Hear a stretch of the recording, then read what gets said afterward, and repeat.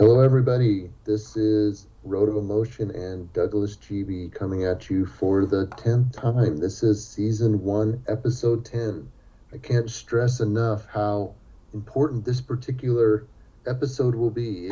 This will be the coming together of the previous 9 episodes, and we'll be focusing on one of the most important and um, telling tab called the time trace tab. Time trace tab. Just a quick review. We have, in the last couple of episodes, we have gone through trace setup, trace acquisition, and we have also reviewed the time trace tab on a good working board. This is a space dual, as a reminder. And this time, Douglas will lead us through on an actual error and how to compare an error on a broken board with the time trace tab after an acquisition to a referenced good board. Very, very good stuff. Quick way of diagnosing the actual root cause of why in this case, a space dual board would be broken. Before we go into there, I've asked Douglas to give us one more trip around the vector state diagram, because it will become very relevant again as we get into the time trace tab, and to just take us around the block and show us how halt is done through the prom on a space dual. So with that being said, take us in, Douglas. Okay, thanks. Yeah, the that vector state machine starts at state 0, which is idle, and then when it's told to go, it goes first to state 9, and that's because I don't know why it's 9, Atari, you'd have to ask Atari, but state 9 triggers latch 1, and latch 1 goes on and triggers other things on the board, and the net effect is that it latches bits from vector memory into it takes bits from vector memory, puts it in a latch that then makes it available to that state machine prom, which is another way of saying it loads the opcode, and then now the state prom knows what it's supposed to do, and based on that opcode it follows one of these paths. So you asked about halt. Leaving state 9 on the halt path, it would, well, it's not short vector, so it is this path. It goes next to state 8, which, like state 9, has repercussions. It triggers latch 0, which transfers other bits into other places. When that's done, it follows the path which, for halt, goes to state F. Strobe 3 does some things, and when that's done, state F goes back to state 0, and it will spin in state 0 until it gets another go signal, which repeats this process, loads the next command, and whatever command that is will it'll follow that path. For halt, well, there is no next command. Halt, when it encounters and processes a halt command, it stops. So every other command, it'll do the command and then load the next command, and the next command, when it gets go signals, but for halt, that's it. It's done. So just as a reminder, you can find this state diagram on the Google Drive and also soon to be GitHub, if I remember right, correct? Definitely on the Google Drive. I'm not sure what the status is with GitHub. So because the known cycling of the state machine, that's how we can do our tests here. So if we do the halt test and run it, we can loop it, and you can see it is measuring the time it takes to do that. And because the vector state machine is the same for all the Atari vectors, well, AVG versus DVG, but that time is pretty consistent, and our space dual board is doing 2.2, which is, close enough to 2.4. So halt is working. If we, and that's the first test you should do. Next test will be center, and center should take about 89.6 microseconds. If we run that, oh, bummer, taking too long. Maybe it was a fluke. No, it's consistently too long. So it's not, like our episode 6, I think it was, where we had one that didn't even halt. The halt light would turn off, meaning that it would try to process a command but then get lost somewhere in this in this diagram, and the halt light, it would never finish, and this light goes off. Here we have a situation where, well, it thinks it's doing it. It is doing it. It's coming back to halt, but it's taking too long. So why? Well, so pause it for a second, Douglas. So this is an interesting error because it actually finishes. Most likely, you would have, strange drawings or vectors on your monitor that would look out of place with something that took too long. So this is a very, very good error for us to step into. Yeah, it's kind of subtle because, if the halt never comes back, then the board doesn't run, and it'll be, the watchdog will kick in, it'll reset. But this one, halt does come back, so this board actually would run, but as you said, exactly, with a messed up image, and which I would not recommend doing on a real vector monitor because it could be, stress your monitor and burn things up. Okay, so what do we do? Well, let's trace some things. We can load, so this is a standard test, this standard test suite with built-in code for each test. We're gonna, in order to trace, we will load our own test, of which there is an increasing number written and available. This you get when you download the software from the Google Drive, but there's also, that's what GitHub does, is as more things are developed or refined or updated, that they will go to GitHub first. So yeah, I think we're maybe going to do an episode about that, or at least some documentation. Ooh, there's a good hint for the next season. There you go. All right, so we load center then halt, and the 40 is this in Atari vector programming. There's a little delay because it takes time for the beam to wherever it is to return to the center of the tube.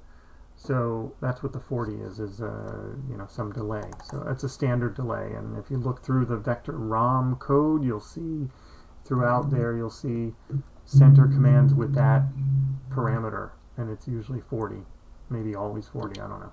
But that's what we're going to use, and you can see that's reflected here, center command with delay of 40, and then halt will be our next command, and it will never reach this third halt because when it gets to halt, it stops.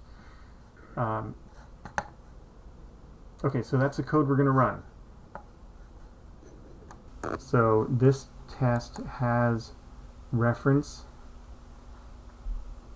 signals already captured from a good board, and to run that program, center and then halt, it takes 100, with a delay of 40, it takes 135 cycles through the vector state machine. And in fact, you can see those states that we went through on the diagram. You can see those reflected here. 0 is, it's waiting in 0, and then it goes to 9, which lets it load the command. That first command was center, and now it's doing center. To do center, it goes to 8, C, F, and then 0. And it waits in 0 for that 40 delay. And then at the end of that delay, it gets the go signal that sends it back to state 9, latch 1, load the next opcode, which the next opcode is halt. Now it does halt by going to 8 and then F, and then you're done because you're halted. All right, next will be to trace these signals, and we can compare them against the reference data in the test. Can you talk a little bit about the number to skip for match field? That's in the later versions of the software. Yeah, so when we gather these traces, we're going to go back here to look at the results and compare them, compare what we got to what is known good. And the reason you want to be able to skip some is because of that delay in loading the opcode. Like the vector state machine was not actually trying to draw a vector the first 2 cycles through. It didn't know what it was doing because it had not loaded the bits that tell it what to do. So those first 2 cycles where it's in state 0 idling, and then when it goes to state 9 and triggers latch 1 to go get those bits, it's about to get them, but it hasn't gotten them yet. So those first 2 columns are not they're just kind of left over from whatever it was doing. So what Fred has done is said, for the sake of comparison, just disregard. If you have a mismatch in one of those first 2 columns, don't worry about it. So again, the hookups are in trace setup. It tells you where to connect the clock pin, and then the start is on the halt test point, and then stop is the same as start because it's connected here. So all those hookups are made. I'm going to go do this acquisition. N4, pin 1. N4, pin 2. N4, pin 3. All right, so that first one did not match the reference. The second one did because we got that bong. N4, pin 4. That one did not. N4, pin 7. N4, pin 6.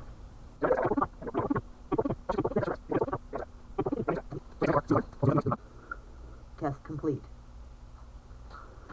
Okay, so now we can look at the results again. And interesting, you can see first off the bat, the first thing I see is that whereas before it ended at 135, now it's going all the way to 263 cycles to complete this program, which, well, that makes sense. It is completing the program, it's just taking longer to do it. So it's taking these additional cycles.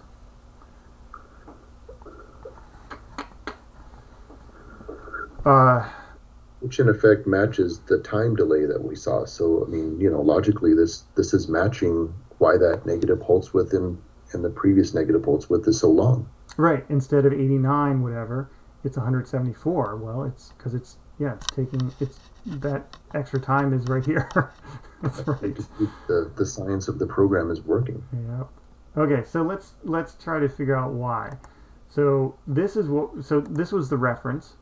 Good up to 135, and if we turn that off, then this is what we actually gathered as we went through that acquisition, and if we compare it, now you see the red. So what you have here on the left, the green lights mean that F2, for example, was good the whole way through, and so was F1, and so was OP1, and whatever. The ones that are dark mean they contain an error, but we don't have to look at all of them. We really want to look at just the first moment that they go bad. So that's column 133 here.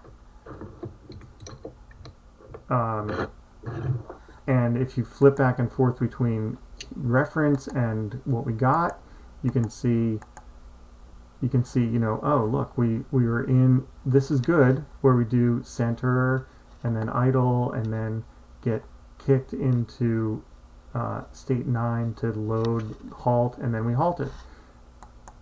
What actually happened is we were in idle and we stayed in idle for too long.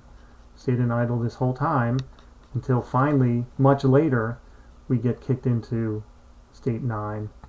And we do eventually halt, as we saw. That light does light up, but too late. So in fact, this board would run. This board would not lock up or watchdog. It would run, but with weird things on screen. Okay, so what do we do? We have our red. What do we have? What's red? Again, just this first column where they turn red. 133. State 3A is red. State 0 is red. And go is red. Well, the state ones are outputs. State is these 4 pins coming out of the prom. So you can't really go by outputs because, if you have bad input, you'll have bad output. So you look at the first column where things go wrong, but furthermore, you look at an input that is wrong. And in this case, it is this input. Go A is our guilty party. But I never see go A on the schematics. What do you mean by go A? That is an excellent point. You have go over here because go is a signal that Atari, it's here on the schematic. Go. There's no go A because Fred made that up. he needed some name for this signal right here that goes into pin 15 of the prom, and he chose go A because it's based largely on go. It's a combination of the go signal and the latched halt signal. So he had to pick a name, and that makes sense because it tells the prom to go. Oh. Excellent. Thanks for clarifying that. Yeah, so that's our deal. We have a problem with go A, and I think we should you said this is our last episode, but we should make maybe a part 2 of the last episode to try to fix this board. Yeah, feel free to give us your comments. This is officially the end of season 1. Hopefully you enjoyed the series as much as we enjoyed making them. If there are comments or questions, we are taking questions or comments on progressing to a season 2. There's been suggestions of do we focus on Z80? Do we focus on motion objects on maybe say the Dig Dug board or a Galaga board? If you would like to see further seasons and you have a preference, please comment in CLOV, and we will do our best to listen to the overwhelming majority. Thanks, guys. We'll see you all later.